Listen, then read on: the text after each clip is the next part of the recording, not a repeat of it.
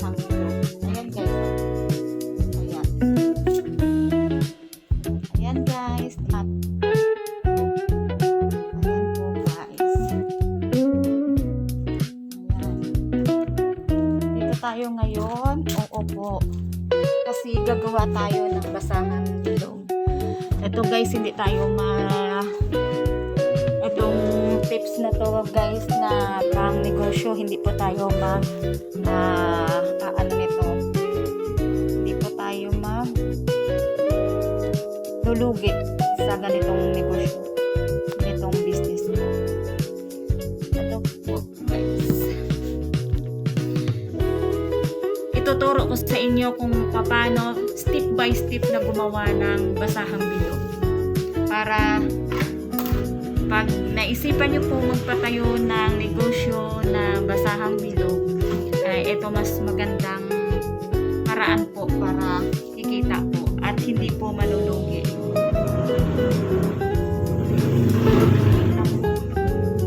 Wait lang po.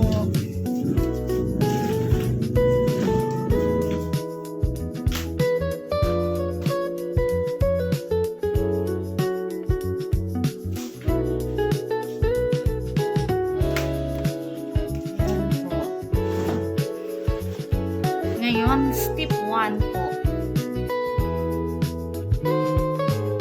Ang gagamitin po natin is ito po. Pattern po. Pwede kayong magpipit ng mga pattern dyan, kagaya ng cartoon. At yung mga basahan ay yung mga tela natin. Tela na galing sa mga pabrika, na mga ano na.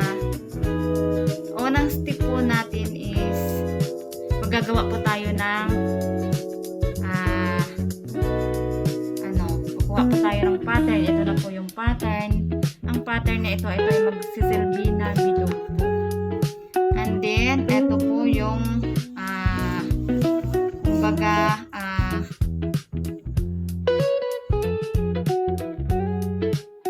ba tawag dito?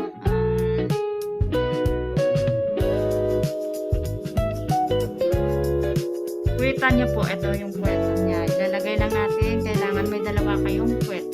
Ito po siya, dalawang puwet. Ilalagay dito. And then, kumuha po tayo ng petals po. Ito, pitin po natin ito na parang ang shape na parang petals na dahon. Ito na po siya.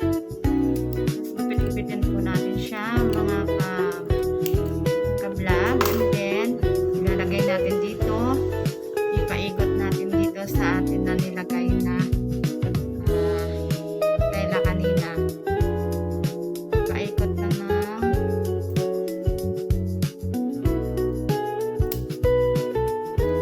ipaikot lang po to hanggang sa mag-shape siya ng bilog.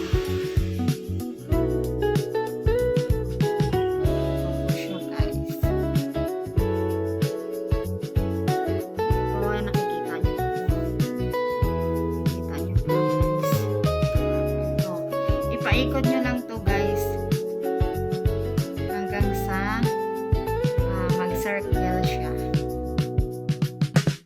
Ayan.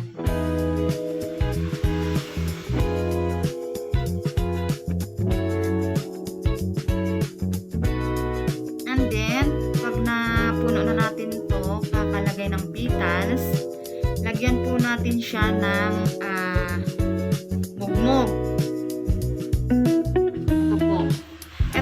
Na to, ilalagay natin siya para kumapal po.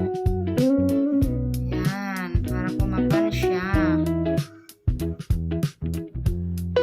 Ito po siya, ilalagay natin hanggang sa katamtaman lang po maglalagay nito kasi pag nasobrahan ay pag nagtahi po tayo ay mababalian tayo ng karayom. And then, ito po yung pamuka. Ilalagay po natin dito sa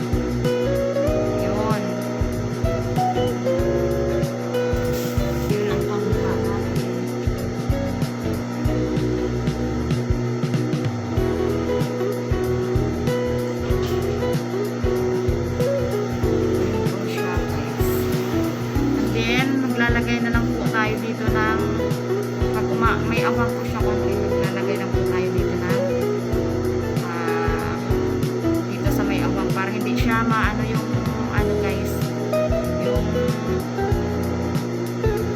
hindi siya lalabas yung ano yung muglog natin kasi pag naglumabas yung muglog natin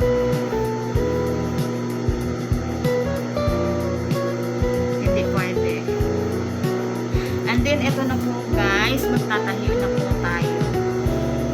Ayan po guys, magtatahi na po tayo. Tatahiin ko na po ito.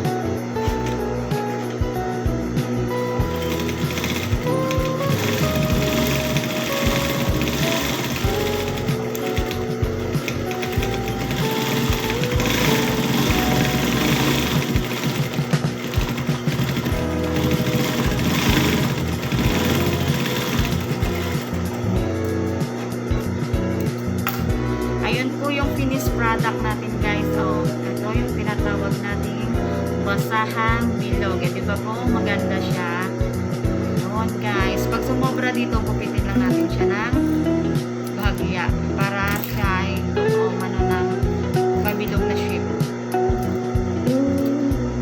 Ayun po guys. Ayun po siya. Ayan, ito na po siya guys. Finished product po. Sa susunod natin guys na ano, marami pa kayong matutunan pag gusto niyo po ng pang negosyo na hindi kayo malulugi.